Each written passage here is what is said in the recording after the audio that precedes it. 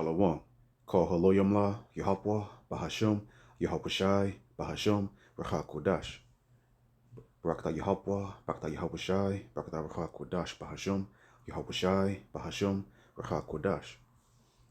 Shalom, a double honors to the elder apostles of the great millstone. Shalom to the elders in the Akim and the Akwath of the hopeful elect. Shalom. I just want to go into a quick video entitled Christianity, Yahweh doesn't love the sinner either. So, Christianity say that the laws are done away with. And then they say that, the Most High, he hates the sin and not the sinner. So, I just wanted to go into a quick lesson, just touching on those precepts because, it's important to, get that proper foundation and debunk all of the lies, that Christianity has brought upon the Israelites, so-called Black Latinos, Native American Indians. Because it's basically just an extension. Christianity is an extension of plantation, Christianity, right? But so we'll start here in Matthew chapter 13 and verse 41. It says, "The Son of Man shall send forth his angels, and they shall gather out of his kingdom all things that offend, and them which do iniquity." So when you look at that word offend, what does that mean? We know, in the false judicial system they have here, right? In the false courts, an offender is one that commits a crime that breaks the laws of Babylon the Great, America, right? So everyone that offend the Most High and Yahushua, what are they doing? They're offending the laws of the Most High, the spiritual laws, which is above all the law, right? We certain law, we obey the laws of the land so that we won't, go to prison right here in Babylon the Great. But certain things that he mandates, which goes against the scriptures, we know we definitely don't do that, right? But you obey the basic laws, don't run red lights, don't commit, don't steal, don't murder, things of that nature. But you can commit adultery here and get away with it, right? And we know we shouldn't. We know we are not to do that according to the law, right? But so reading on, so an offender is him that commits sin, and then it breaks it down further and it says, "And them which do iniquity," and we know that iniquity is what? It's sin. So just going to that word offend. So if the law is done, and this is in the New Testament, right? So if the law is done away with, how can you offend? There's no offense if the law is now have been done away with, which is it's pure, abominable, and it's blasphemous and profanity against the Most High. So okay, let's see. I wanted to get offend. So there's different contexts in it. But the main one we want right here, down here at number 2, right here, I'll highlight that. So it says, "Any person or thing by which one is entrapped, drawn into error or sin." So sin is an offender is he that sins, and and Christianity is that entrapment, because Christianity lures the people in with smooth words, saying the law's done away with, come as you are, and do as thou wilt. Woman art thou loosed. She can do whatever she want. These are all entrapments by Christianity to cause us to go off and cause us to error, right? And cause us to do what? Ultimately sin and commit iniquity. And that's a sure way to get judged and get burnt with thermonuclear fire. So, and then here at the end of 41 says, "Which do iniquity." So when we get iniquity, just to break it down, the condition of without law. So, so as soon as they say the law is done away with, then what? You're immediately in iniquity, because you're going to be in iniquity immediately following that, because you're going to walk down the left-hand side, after Satan, and the end of that road is thermonuclear destruction, when the earth is going to burn like an oven. So, and then reading down, it says, because ignorant of it, because people are ignorant of thinking the law is done away with, the Christianity people, right? Because of violating it. So that, when you say the law is done away with, you're going to be in immediate violation of the law, because you're going to not keep the law, right? And then it says contempt and violation of law, iniquity, wickedness. So that thoroughly breaks it down. So reading it again from the top, verse 41. The Son of Man shall send forth his angels, and these angels are the reapers that's going to gather up the wicked for judgment. And they shall gather out of his kingdom all things that offend. So anyone that's saying the law is done away with and not keeping the law, and teach and those people that listen and don't keep the law as well, they're all offenders.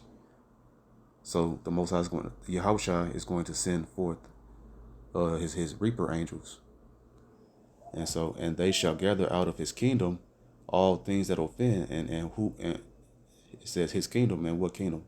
The kingdom of Yahweh, that's going to be, ruled by Yahushua, who inherited all things, right? So, and they shall gather out of his kingdom all things that offend, which, are committing sin, and them which do iniquity, and them that are committing sin, saying the law is done away with, and not keeping the laws. So it's quite plain to read, right? So then we'll drop down to verse 30. Let both grow together into the harvest. And this harvest is the two growing together is the parable of the wheat and the tares. Because the wicked one, the Edomites, have sown their seed amongst the Israelites. And a lot of them, they could look like Israelites, but actually they are actually Edomites, because the seed is of the father. And when a lot of that happened during the destruction, of the so-called Latinos and Native American Indians with Christopher Columbus and the so-called conquistadors, which means conquerors, conquered our northern kingdom brothers, and then also us during slavery as well. So there's tares amongst the Israelites. So verse 30 again, let both grow together until the harvest. And when is that? When Yahweh shall return to redeem the elect of Israel. And in the time of harvest, I will say to the reapers, gather ye together first the tares. And that's the Edomites, the heathen amongst the heathen seed of the Edomites, and it also goes into the heathen nations as well that have sown their seed amongst us, that might, trick us by thinking that they, when you look at the outward appearance, but the seed is of a heathen, right? Gather ye together first the tares, and bind them in bundles to burn them. So that's going to be, the judgment that show you that the heathen is not supposed to be amongst the Israelites in the kingdom of heaven. But gather the wheat into my barn, and that barn goes into the chariots, ultimately when we get beamed up into the chariots. But the heathen will be burnt, and then also, those that do commit sin will be gathered as well. So, because we know the heathen don't keep the commandments of the Most High. Because when you look at the landscape of earth, what heathen nation is preaching and prophesying the way we are, right? And teaching to keep the commandments of the Most High? Not one. And they actually say the law done away with, or they just discard it, don't even think about. No heathen is thinking about the Most High, right? Only the Israelites, in these last days, only the elect of the Israelites. Lord willing, we're of that number. So going to from there, go to Revelations chapter 14 and verse 14. The reapers, the same reapers that we were just going into, the angels, aka reapers of Yahushua, that's from the Most High, right? But Yahushua has all authority in this realm now, because the Most High blessed Yahushua to inherit everything after he finished his course, and when he sacrificed himself. So verse 14, and I looked, and behold, a white cloud, and that white cloud is a chariot, because those chariots up there, so-called UFOs, are cloaked in those clouds. And then one day and at the time appointed, they're going to reveal themselves, and it's going to, shock mankind. A white cloud, and upon the cloud one sat like unto the Son of Man. That's when Yahushua is going to enter this realm, and that's Yahushua on the greatest chariot, the fathership, having on his head a golden crown. What does that signify? It's letting you know that this is Yahushua the Messiah, because he's the King of Kings. He's going to be the king to rule everything. He's the king to rule everything, in the universe. And in his hand a sharp sickle. And a sharp sickle is a old school traditional harvesting tool. And he's the redeemer, right? He's going to come and redeem the elect with that sharp sickle. In verse 15, and another angel came out of the temple, and this is another reaper angel. And another angel came out of the temple, crying with a loud voice to him that sat on the cloud. So thrust in thy sickle and reap. So that's when Yahushua is going. It's time to beam up the elect. For the time is come for thee to reap, for the harvest of the earth is ripe. In verse 16, and he that sat on the cloud thrust in his sickle on the earth, and the earth was reaped, because of the earth, the four corners of the earth, the elect will get beamed up and saved, through Yahushua, and get beamed up and beam up the elect into the chariots, right? So-called UFOs. But and then the reapers, I don't want to make the video too long, but the other angels. So we'll read verse 17. And another angel came out of the temple, which is in heaven, he also having a sharp sickle. So just to give a quick breakdown, that's the reaper angel that's going to gather up the wicked that say the laws are done away with, and the tares, which is Edomites, seed sown amongst the Israelites, and all that do wickedly. They're going to get gathered up by the reaper angels, and different judgments going to go forth to the wicked, right? So that's what that other angel, that reaper angel of Yahushua, is going to from Yahweh out to the temple of the Most High. It's going to that judgment reaper, and Yahushua is going to bless the elect. He's going to beam them up first. So going back to Matthew chapter 13 and verse 49. So shall it be at the end of the world. The angels shall come forth and sever the wicked from among the just. So if the law is done away with, then how is there a distinction of wicked people and just? If the law is done away with, then we're all one people, right? Just living until we wait for the return of the Messiah, right? But no, Christianity has lied and deceived. But as the Most High say, the deceived and the deceiver are his. So not everyone is going to be saved. And that's just the reality of it. Because I don't know if I'm going to be saved. I just hope. And all we do is work out our own salvation with fear and trembling. If the laws are done away with, how can you work out yourself? What are you to fear if there's nothing to keep? And we know the punishment come if you don't do what the Most High say, right? So get the wicked right here. Poneros. It says full of labors, annoyances, hardships, and we know in Babylon the Great, one of the prophecies, the Most High said we will be subject to payments.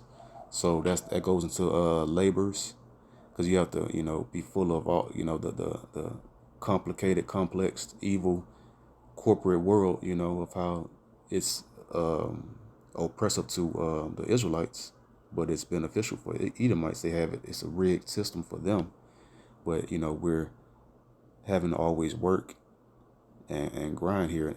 And they call it the rat race. So that's that full of labors, the annoyances of that, and the hardships, and then pressed and harassed by labors. So, we press and harassed by labors, and because we are pressed and harassed by the monthly bills every month, right?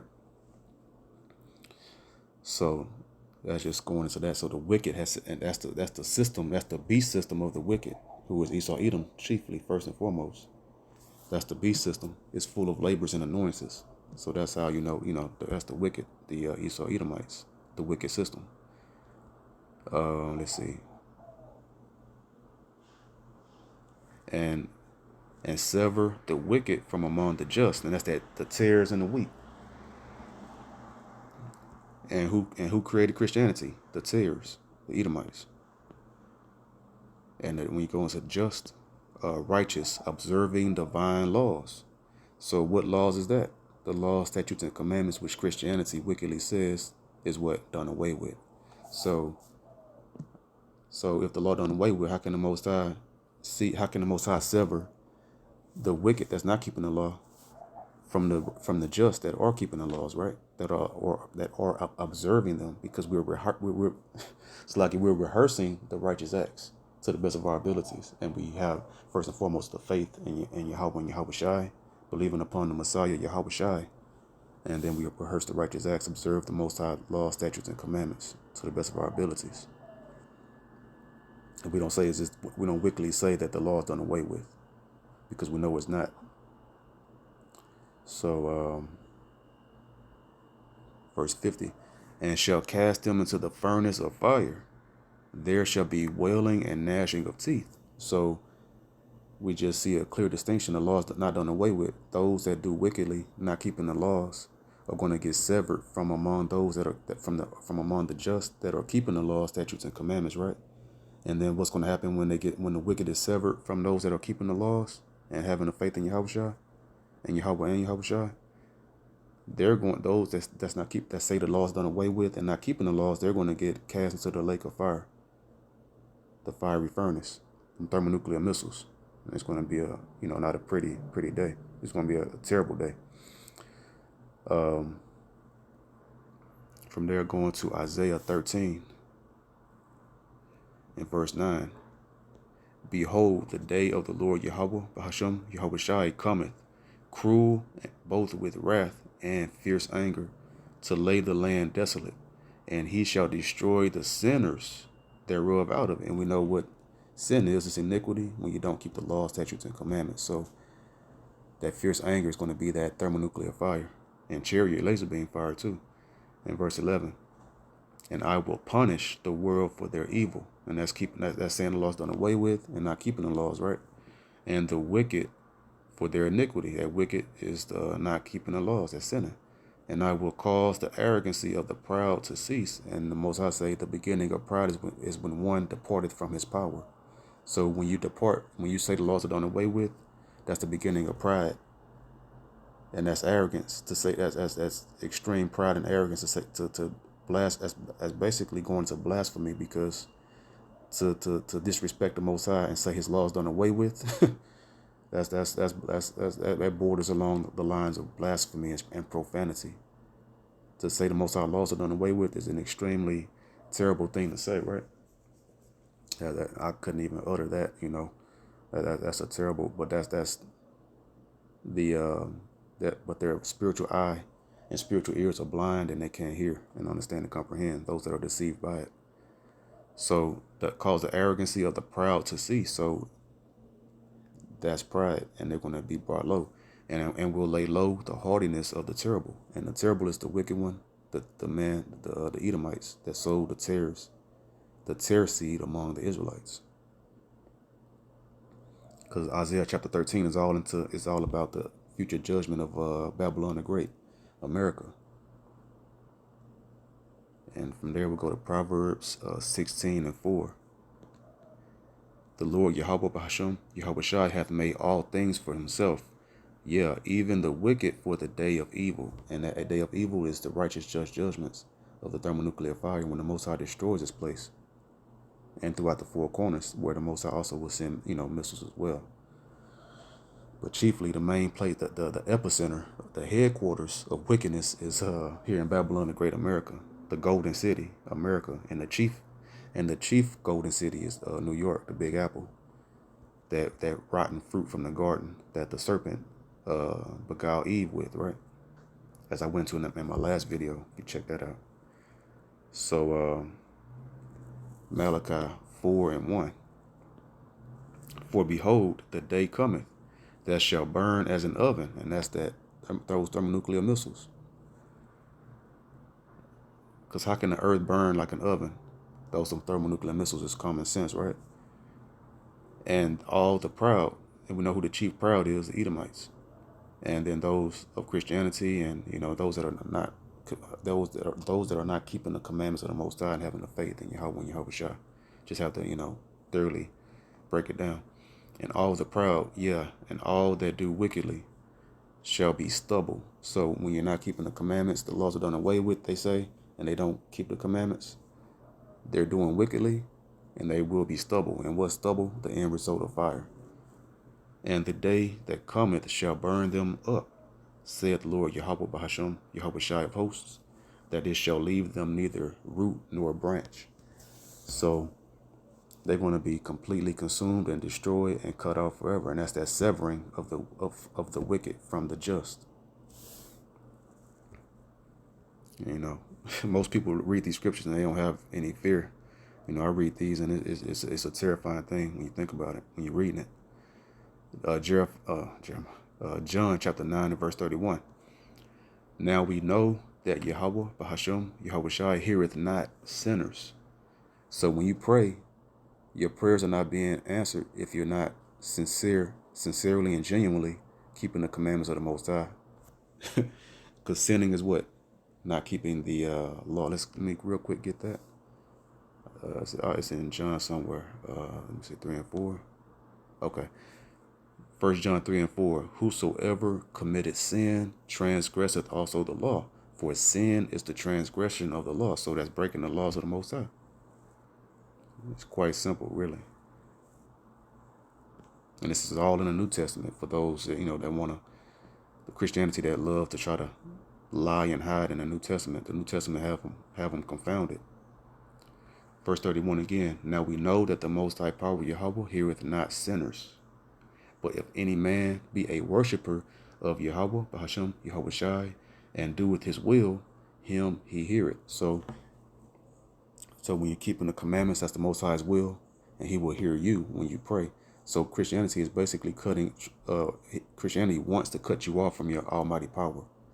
So, that's very offensive for a man and for people to try to to try to cut me off from my power, right? Because if you do that, then you're doomed, and you'll be, for sure destroyed. So, Christianity is a lie from Satan, and just want to go into a few precepts, just breaking down and proving, that Yahweh doesn't love the sinner as well. He hates the sin, and he hates also the person, the vessel that's committing those sins. So I hope that video was edifying. The water to the Rachak Wadash for another video. Till next video, I say, Shalom.